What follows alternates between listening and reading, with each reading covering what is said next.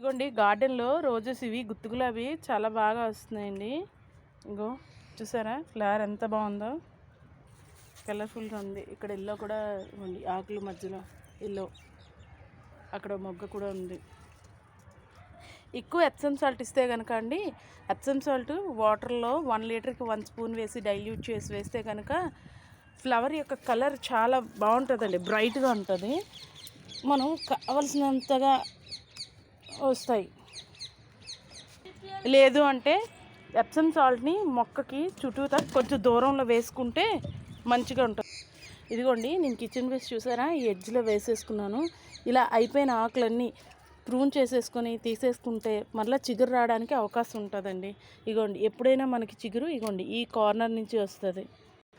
White roses కూడా ఇక్కడ ఉన్నాయి, ఇవి కూడా కట్ చేసేసుకుంటున్నాను. ఇది ఎంత ప్రూన్ చేస్తే అన్ని మొగ్గలు వస్తాయండి. చిగురు వచ్చిన దగ్గరలా మొగ్గ వస్తుంది.